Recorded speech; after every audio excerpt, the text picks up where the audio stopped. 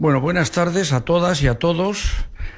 Bienvenidos a este espacio Fundación Telefónica, que solo abrimos porque somos muy celosos de cuidarle para las grandes ocasiones, para los grandes eventos. Y hoy es uno de esos días. Tener la oportunidad aquí de presentar a don Andrés Oppenheimer es un inmerecido privilegio para mí. De verdad que estoy muy emocionado, soy seguidor de sus libros desde hace tiempo.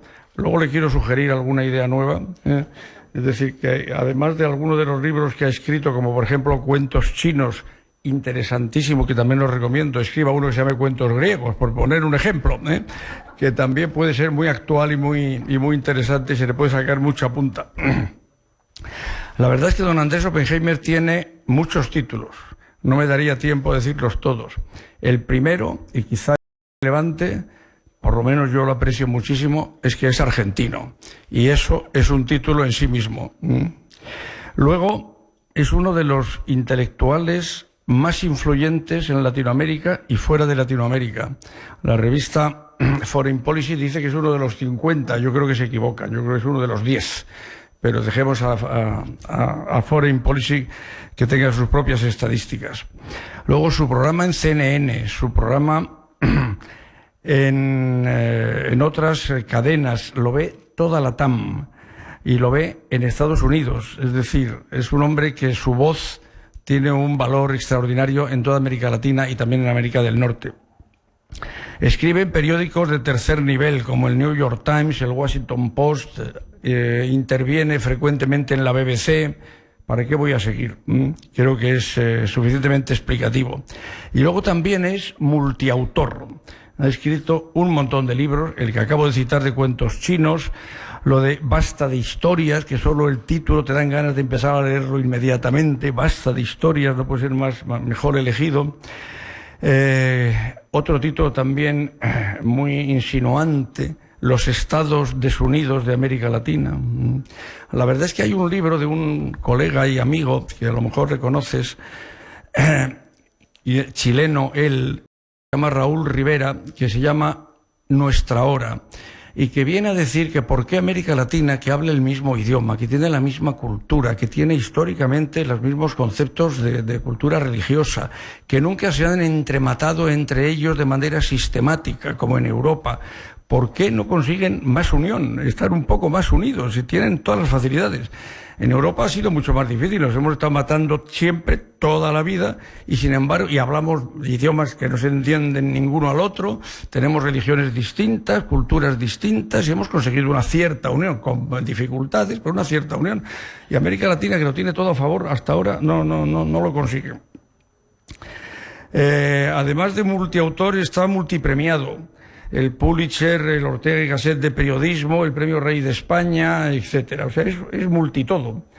Multiautor, multipremiado, multiconocido, multiinfluyente y multidoctorado por causa de honor, es decir, honoris causa también en bastantes universidades latinoamericanas. El libro que presentamos hoy plantea, en mi opinión, un debate absolutamente relevante. Hay varias palabras que lo enmarcarían, que es la innovación, la creatividad, Latinoamérica y la tecnología. Todo eso es lo que abarca esto. Y todo eso tiene tanta importancia para Telefónica que por eso estamos encantados de poderle acoger aquí. Porque la innovación es nuestra vocación, la tecnología es nuestro instrumento y nuestra herramienta, y la creatividad es a lo que aspiramos, y Latinoamérica es nuestro sitio natural de negocio, por otra parte.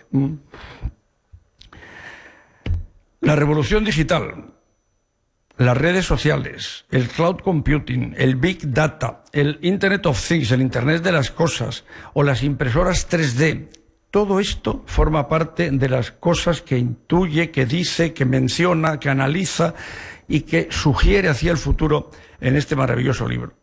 Por todo eso, Crear o Morir es un libro apasionante.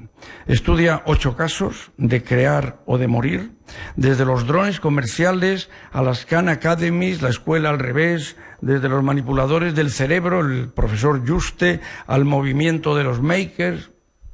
Abarca cantidad de cosas. Yo solo puedo decirles que les recomiendo Sinceramente, no tengo ninguna comisión, no conocía al editor antes de esta tarde, no he tenido ninguna relación con debate y tal, pero les recomiendo apasionadamente que compren el libro y que lo lean. Y sobre todo que lo lean, aunque no lo compren, pero que lo lean. Es súper interesante y es muy apasionante. Les dejo a ustedes con el editor, señor Molina. Muchas gracias por su presencia aquí.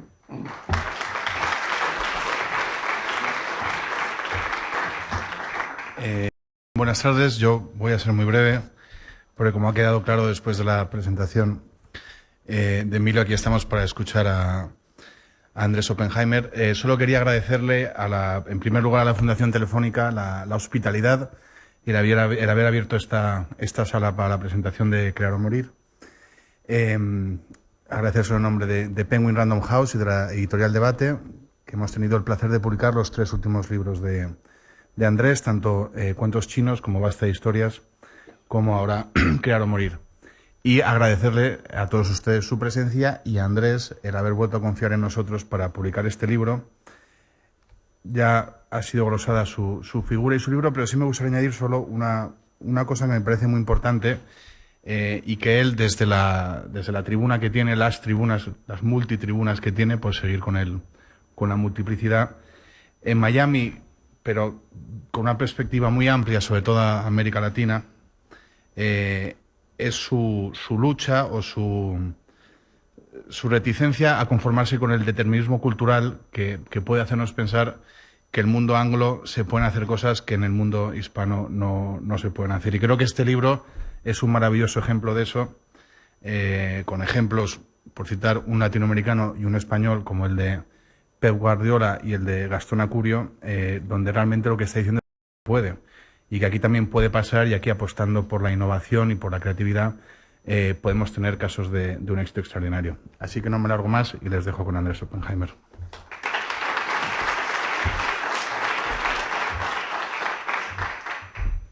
Muchas gracias, Miguel. Muchas gracias, Emilio. Muchas gracias a Telefónica por invitarme, y a la editorial Random House a Debate. Muchas gracias por invitarme aquí a hablar un poquito de este nuevo libro. ¿Cómo empezó este nuevo libro, Crear o Morir? Este libro empezó, la idea inicial, hace bastantes años, cuando lo entrevisté a Bill Gates.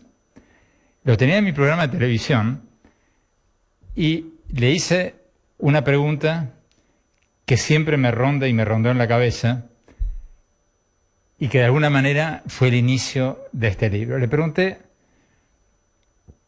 ¿cuál es el motivo por el que no nació un Bill Gates en Paraguay? El tipo se rió, se puso como medio colorado y se rió, porque obviamente nunca le habían hecho esa pregunta. Y digo, sí, no es broma. ¿Por qué Bill Gates nació y se crió en Estados Unidos y no en Paraguay, o en Bolivia, o en Uruguay? Y Bill Gates primero me dijo, bueno, tuve la suerte de tener una buena educación en la escuela secundaria, eso me ayudó mucho. Y después le dije, bueno, pero ahondemos un poquito más en esto que, como Miguel decía, es una obsesión mía, de averiguar por qué los países hispanoamericanos no estamos haciendo algunas de las cosas que se están haciendo en Estados Unidos, donde vivo hace 40 años. Y que, como bien decía Miguel recién, esa obsesión mía me lleva a pensar cada vez más que sí, que podemos. Ahora voy a entrar en eso. Pero Bill Gates me dijo, en primer lugar, tuve la suerte de tener una excelente educación en la escuela secundaria. Entonces le digo, bueno, pero ahondemos un poquito más. ¿Cuáles son los países que progresan? Usted, que viaja por todo el mundo, por negocios, por su fundación, ¿qué es lo que hace que algunos países progresen y reduzcan la pobreza y otros no? Y me dio una respuesta que consideré fascinante. Me dijo, yo creo que el factor clave es la humildad. Yo dije, ¿cómo es eso? Me dijo, sí, es la humildad. Los países que progresan son los países que piensan que se están quedando atrás. Los países paranoicos. Los países que piensan que otros les están pasando por encima todo el tiempo. Y me dio el caso en Estados Unidos. Estados Unidos, en la década de los 60, había una paranoia generalizada de que los rusos los iban a sobrepasar. Después, en la década de los 70, 80, que Japón, los japoneses iban a arrasar con todo, iban a superar a Estados Unidos. Ahora con China. Es un país paranoico, pero tiene una paranoia constructiva, una paranoia que los hace actuar y no quedarse dormidos y no caer en la complacencia. Y él me dijo, y repitió 2 o 3 veces, la clave es la humildad. Ahora, yo sé, Emilio se ocupó de recordarles que soy argentino, muchos de ustedes dirán, ¿qué es esto? Un argentino hablando, dando una conferencia sobre humildad. Me imagino ahora que cuando vuelven a su casa, sus maridos, sus mujeres van a preguntar, oye, ¿qué hiciste? No, estuve en una conferencia de un argentino que nos habló sobre la humildad. Bueno, suena ridículo. Pero el hecho es que esta idea de por qué no surgió un Bill Gates en Paraguay siempre me quedó rondando en la cabeza desde que empecé a escribir Cuentos Chinos, el primero de esta serie de 3 libros, hace más de 13, 14 años.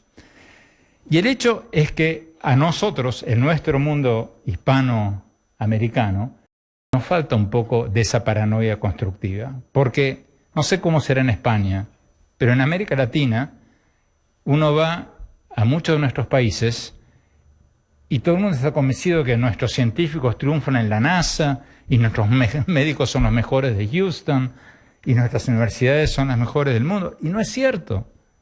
Si uno mira los datos duros, estamos muy mal. Si uno mira, por ejemplo, el test PISA, el test de estudiantes de 15 años, lo conocen todos, ¿verdad? El test de estudiantes de 15 años que se hace en 65 países del mundo en ciencias, en matemática, en comprensión de lectura. Un test estandarizado en todos los idiomas. Bueno, los países latinoamericanos estamos en los últimos puestos. España está en la mitad. Shanghái está número 1, Singapur número 2, Corea número 3. Cada 3 años cuando se hace el test cambian los puestos, pero están siempre los mismos en los primeros lugares. Y en las estadísticas, en los rankings de innovación, estamos tan mal o peor. El registro de patentes, por ejemplo, que es uno de los estándares que se usan para medir la innovación en los países, si uno mira las patentes que registramos, que registran nuestros connacionales, llorar. El año pasado, Estados Unidos registró 159.000 patentes. 159.000 patentes internacionales. Datos de la Oficina de Patentes y Marcas de Estados Unidos. ¿Cuántas registró Corea del Sur? 18.000 patentes internacionales. ¿Cuántas registró España? Adivinen.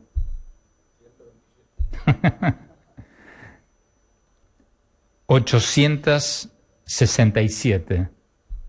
867. O sea, España registra el 5% de un paisito asiático que hace 50 años era tan pobre o más pobre que los países más pobres de América Latina. Y ni hablar de América Latina. Brasil, la 6ª economía del mundo, registró 362 patentes. Miren la diferencia. Corea del Sur, 18.000, Brasil, 362. México, 222. Argentina, 80. Entonces, nos falta mucho para creer, como estamos creyendo falsamente, bien. Necesitamos esa dosis de paranoia constructiva que tienen todos estos pueblos. Y es cierto lo que decía Bill Gates, porque cuando estaba haciendo la investigación para mi último libro, mi anteúltimo libro, para Basta de Historias, fui a China, entrevisté al ministro de Educación para preguntarle, oiga, ¿qué es lo que hacen ustedes? ¿Cuál es la receta de ustedes para salir número 1 en el test PISA? Y yo pensaba que, como hubiera ocurrido en cualquier país latinoamericano, el ministro dijera, bueno, nosotros hemos hecho esto con nuestro plan de nuestro gobierno y hemos hecho esto y lo otro. Y el tipo me dice, no, mira, nosotros la verdad que no estamos tan bien.